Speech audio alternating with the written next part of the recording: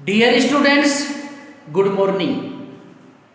Next point है die ethyl ether के भौतिक गुण। ठीक है, ईथर के भौतिक गुण। तो देखो, यह रंगहीन डाई एथिल ईथर के भौतिक गुण। ठीक है, बनाने की विधियां कंप्लीट हो गई थी। ठीक है, तो नेक्स्ट पॉइंट है इसमें डाई एथिल ईथर के भौतिक गुण।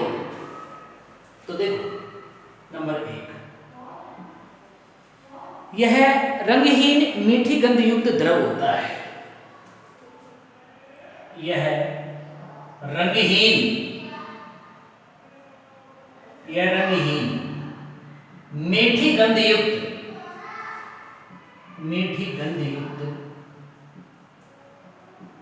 द्रव होता है। ठीक, यह रंगहीन मीठी गंध युक्त द्रव होता है। यह ज्वलनशील एवं वाष्पशील होता है। देखो, यह ज्वलनशील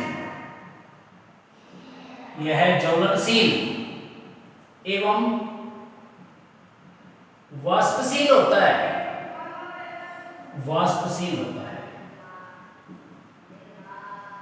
ठीक, यह ज्वलनशील एवं वाष्पशील होता है। देखो, यह जल से हल्का होता है तथा जल में अविलेय होता है। यह जल से हल्का होता है तथा जल में अविलेय होता है।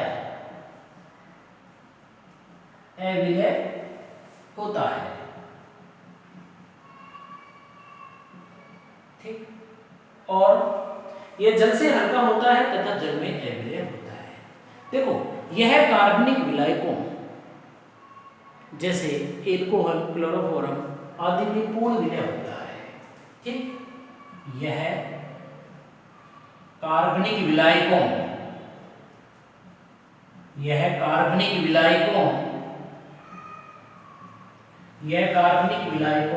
जैसे क्लोरोफॉर्म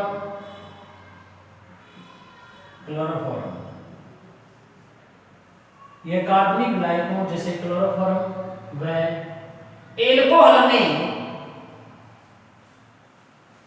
पूर्ण विलय होता है। ठीक है, नंबर 5, देखो, इसे सूंघने से बेहोशी उत्पन्न हो जाती है, अतः इसका उपयोग निश्चेतक के रूप में किया जाता है। ठीक, तो इसे सूंघने से बेहोशी उत्पन्न हो जाती है।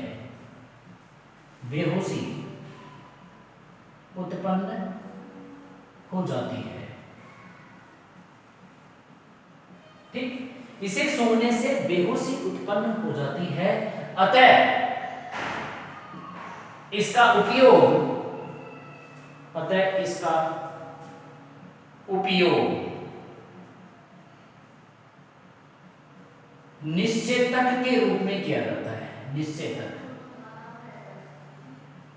निश्चेतक के रूप में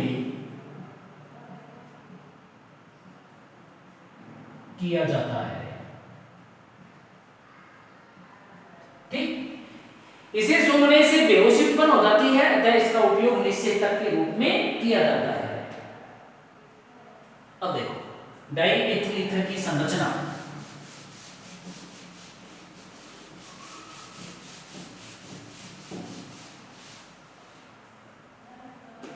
देखो, छठा पॉइंट है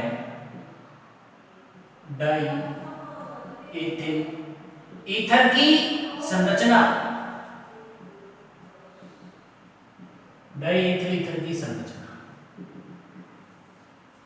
ठीक, देखो, डाई एथिल ईथर की कोणीय संरचना होती है। डाई एथिल ईथर आपको क्या बताया था कि CH3 CH2O CH2 CH3 die ethyl ether. Oxygen पर 2 लोन पेयर ऑफ इलेक्ट्रॉन उपस्थित होते हैं। ठीक है, तो यहां सिग्मा बंध की संख्या 1 2 3 4 4 सिग्मा बंध हैं, तो संकरण कौन सा होगा? sp3, ऑक्सीजन तो sp3 संकरण है। ठीक, तो देखो इसकी संरचना कैसे बनेगी? ये oxygen CH2 CH3 CH2 CH3। ठीक, ऑक्सीजन पर 2 lone pair of electron present है। ठीक है, ये बॉन्ड एंगल होता है 110 डिग्री का। ठीक, तो देखो डाई एथिल ईथर की कोणीय संरचना होती है V shape angular structure. Die ethyl ether की कोणीय संरचना होती है, कोणीय संरचना होती है। ठीक, डाई एथिल ईथर की कोणीय संरचना होती है तथा ऑक्सीजन पर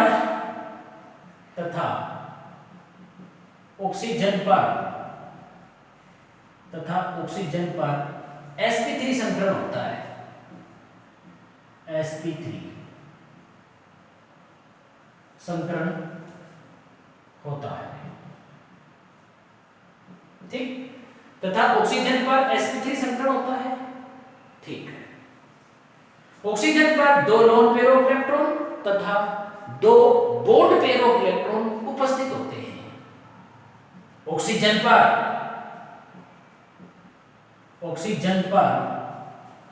2 lone pair of electrons, oxygen पर 2 लोन पेयर ऑफ इलेक्ट्रॉन्स तथा 2 बॉन्ड पेयर ऑफ इलेक्ट्रॉन्स उपस्थित होते हैं।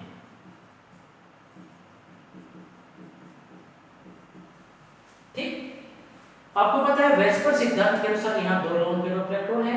एल्किन समूह के प्रतिकर्षण के कारण बंध कोण 110 डिग्री का होता है। एल्किन समूह के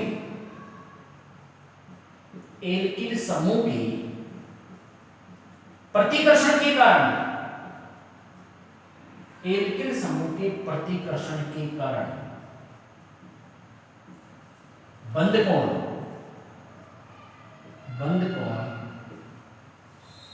110 डिग्री का होता है। ठीक, और देखो एल्किन समूह की संख्या बढ़ने पर बंध कोण बढ़ता है क्योंकि प्रतिकर्षण बढ़ जाता है। ठीक, तो एल्किन समूह की संख्या बढ़ने पर, एल्किन समूह की संख्या बढ़ने पर, एल्किन समूह की संख्या बढ़ने पर प्रतिकर्षण के कारण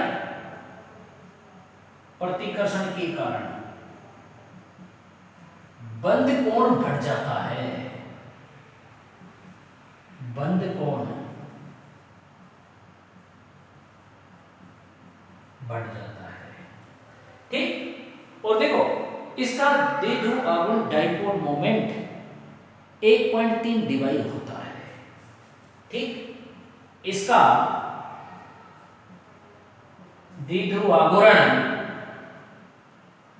1.3 डिवाई होता है। ठीक, इसका द्विध्रुव आघूर्ण 1.3 डिवाई होता है। ठीक, तो ये थे भौतिक गुण। नेक्स्ट डाई एथिल ईथर के रासायनिक गुण।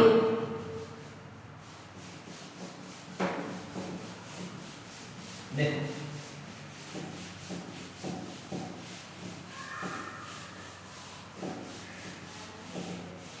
नेक्स्ट इसमें डाई एथिल ईथर के रासायनिक गुण। ठीक, डाई एथिल ईथर के रासायनिक गुण। देखो डाई एथिल ईथर यह मुख्यतः 4 प्रकार की रासायनिक अभिक्रियाएं प्रदर्शित करता है। ठीक, डाई एथिल ईथर क्या था? CH3 CH2 O CH2 CH3 die ethyl ether, die ethyl ether. ठीक, तो यह मुख्यतः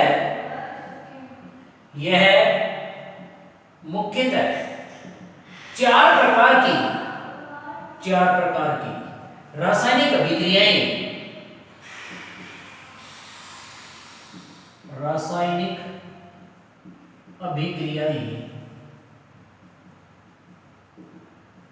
यह मुख्यतः 4 प्रकार की रासायनिक अभिक्रियाएं प्रदर्शित करता है।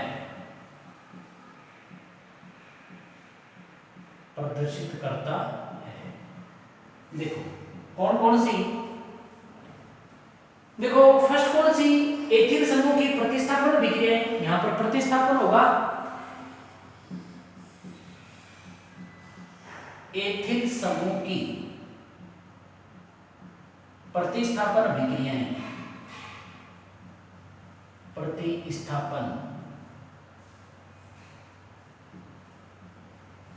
एथिल समूह की प्रतिस्थापन अभिक्रिया। ठीक, एथिल समूह की प्रतिस्थापन अभिक्रिया। और दूसरी कौन सी? ऑक्सीजन पर उपस्थित इलेक्ट्रॉन युग्म के कारण अभिक्रियाएं। ऑक्सीजन पर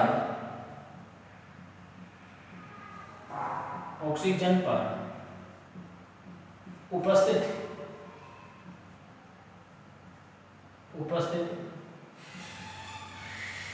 इलेक्ट्रॉन युग्म के कारण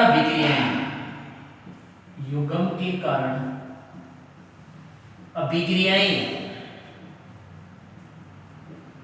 ऑक्सीजन पर उपस्थित इलेक्ट्रॉन युग्म के कारण अभिक्रियाएं। तीसरी कौन सी? कार्बन ऑक्सीजन बंध विखंडन के कारण अभिक्रियाएं। बॉन्ड यहां से ब्रेक हो जाएगा। ठीक, CO यहां से कार्बन ऑक्सीजन के बंध, CO बंध विखंडन के कारण अभिक्रियाएं, बंध विखंडन के कारण अभिक्रियाएं।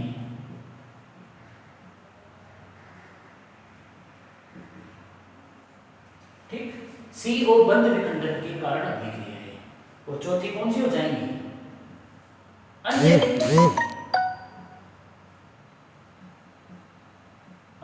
अभिक्रियाएं। ठीक, अब इसमें पहली कौन सी? एथिल समूह की प्रतिस्थापन अभिक्रियाएं। फर्स्ट,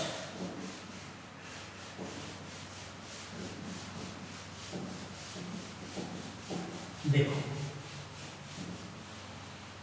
फर्स्ट है इसमें एथिल समूह की प्रतिस्थापन अभिक्रियाएं।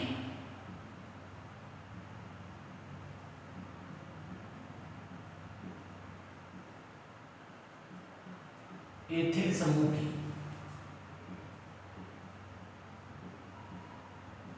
प्रतिस्थापन अभिक्रियाएं। एथिल समूह की प्रतिस्थापन अभिक्रियाएं।